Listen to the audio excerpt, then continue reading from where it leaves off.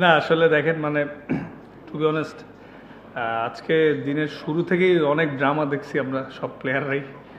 পরে লাস্টের দিকে আমি যতটুকু শুনছি যে টিম ম্যানেজমেন্ট থেকে নাকি টাকা নিয়েও ফরেন প্লেয়ারদের রুমে নক করছে, কেউ গেটই খুলে নেই। পরে লাস্ট মোমেন্টে তো আমরা লোকাল প্লেয়াররাই ছিলাম। তো এখন যেটা করছি যে সবাই মিলে এবং ম্যানেজার কোচ সবাই মিলে মানে শুরুতে একটু আপসেট ছিল, আমরাও ছিলাম।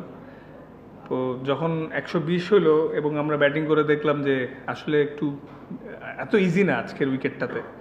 সো 100 হয়তো 15-20 রান শর্ট ছিল, বাট টিম এফোর্ট আর সবার কন্ট্রিবিউশন এবং দিল থেকে চেষ্টা করার রিওয়ার্ডটা লাস্টে পাওয়া গেছে। একটু ড্রামার কথা বলছিলেন যে ম্যাচ শুরুর আগে ম্যাচের দিন হোটেল টেস্ট করে আমরা যে শুনি নাই বা দেখি নাই। তো এটা আর কি কি ড্রামা আছে? না, আমার লাইফেও নতুন একটা এক্সপিরিয়েন্স ছিল যে ম্যাচের দিন মানে আমি যতটুকু শুনছি যে আমাদের নাকি বুকিং দেওয়া ছিল শেরাটনে, তো পরে ওয়েস্টিনে ছিল। পরে নাকি বুকিং দেওয়ার কারণে ওয়েস্টিনে নাকি সব রুমগুলো বুক হয়ে গেছিল, এটা আমি যেটা শুনছি। পরে আমরা হোটেল চেঞ্জ করলাম, চেঞ্জ করে যাওয়ার 2 ঘন্টা আগে শুনি ফরেন প্লেয়ার কেউ যাবে না। ঠিক আছে, তো তখন আমাদের বোর্ড থেকে ফোন দিয়ে বললো যে তোমরা আসো, অ্যাটলিস্ট খেলো। ফরেন প্লেয়ারদেরকেও ফোন করেছিল আমাদের বোর্ড থেকে, বলছে পেমেন্ট ইস্যু না, ক্লিয়ার হয়ে যাবে, বাট তাও তারা আসে নাই। তো শুরুর দিকে আমরা মোরালি একটু ডাউন এবং ডিস্টার্ব ছিলাম, বাট পরে তো দেখলেনি জিতে গেলাম আল্লাহর মতে। একটা স্টেজে গিয়ে ক্যাপ্টেন্সি পাওয়া, তারপরে এরকম একটা সমস্যা সংকুল পরিবেশ, আপনি বলেই দিয়েছেন, এগুলো তো নতুন করে বলার দরকার নেই।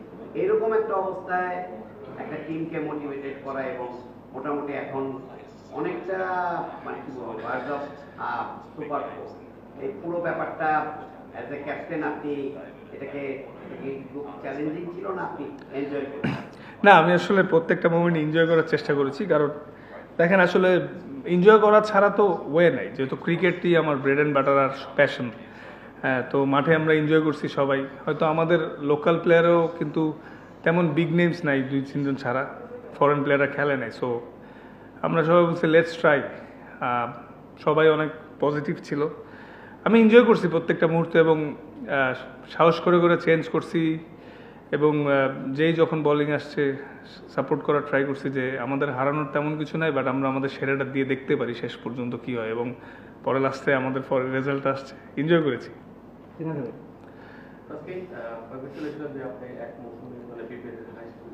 জি,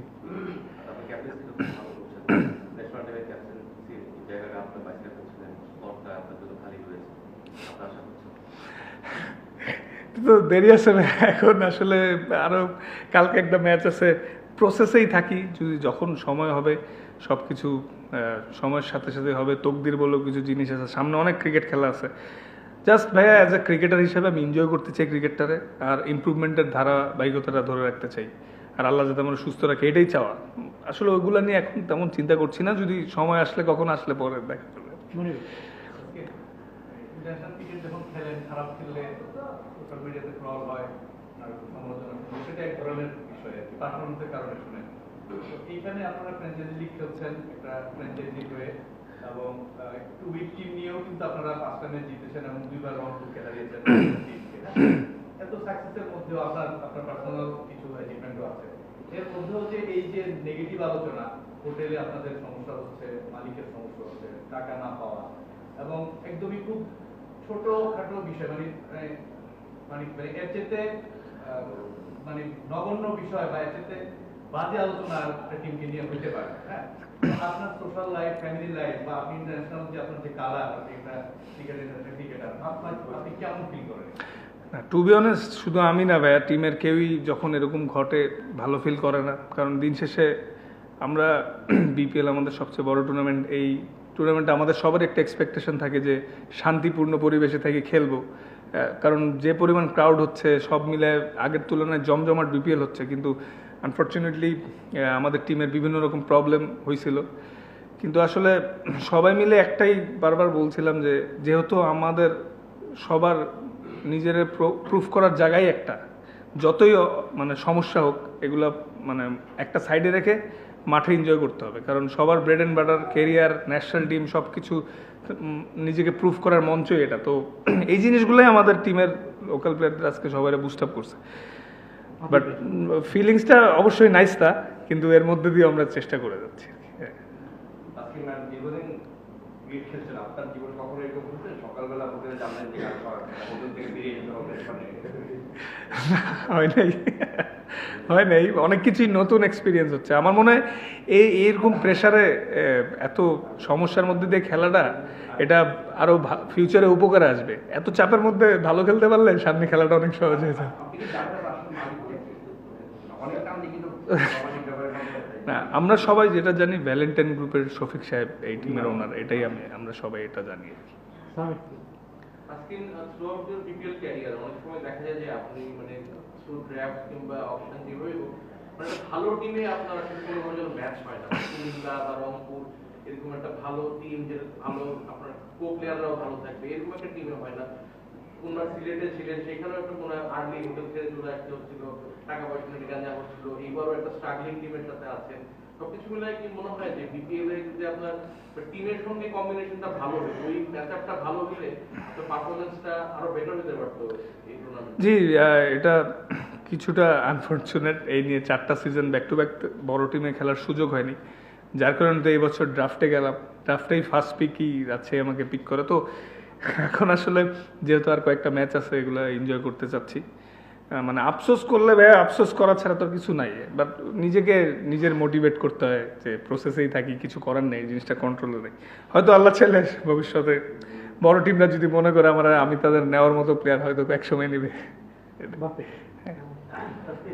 আপনি দুর্গারা শেখ ক্যাপ্টেন এবং আপনার এক ধরনের কলিগ এখন যারা মানে বিদেশি ক্রিকেটাররা আছে, মাঠে আসে না, তো আপনার কি তাদের জন্য একটা সহমর্মিতা ফিল হয়েছে, বা আপনার তাদের সঙ্গে কোনো কনভারসেশন হয়েছে কিনা, বিদেশ থেকে এসে কোনো ধরনের টাকা পয়সা পাচ্ছে না বা এই ধরনের না, আসলে দেখেন, আমাদেরকেও তো আজকে চেক দেওয়া হয়েছে, রেস্ট অফ দ্য 25%। কালকে আমরা প্লেস করব। তো ওইটা হইলে আর কি করার।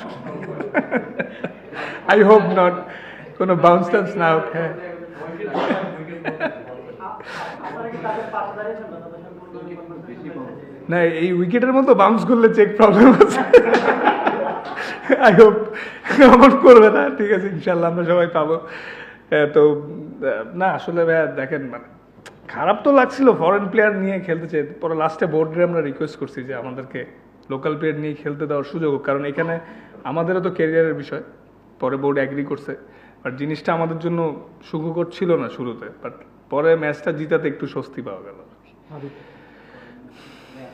পরের ম্যাচটা কালকে 24 আওয়ার্স, মানে পরের ম্যাচে আপনাদের ফরেন ক্রিকেটারদের নিয়ে নামার কোনো ভাবনা আছে কিনা, বা আপনাদের কি দেশি ক্রিকেট? ভাই আসলে তো এখনো হোটেলে যাইনি, তো আই হোপ ম্যানেজমেন্ট যদি তাদেরকে পে করতে পারে এবং তারা যদি আসলে তো আমাদের দলের জন্য ভালো হবে। আরো চাবো ডেফিনেটলি ওরা আসুক। আমাদের মানে অ্যাটলিস্ট 2-3 জন ফরেন প্লেয়ার হইলেও টিমটা আরও স্ট্রং হবে। বাট এটা আসলে এখন বলতে পারছি না, যেহেতু হোটেলে যাই না। ম্যানেজমেন্টরা যদি ওদের পে করে দেন, ওরা আসতেও পারে। হ্যাঁ, শেরাটন।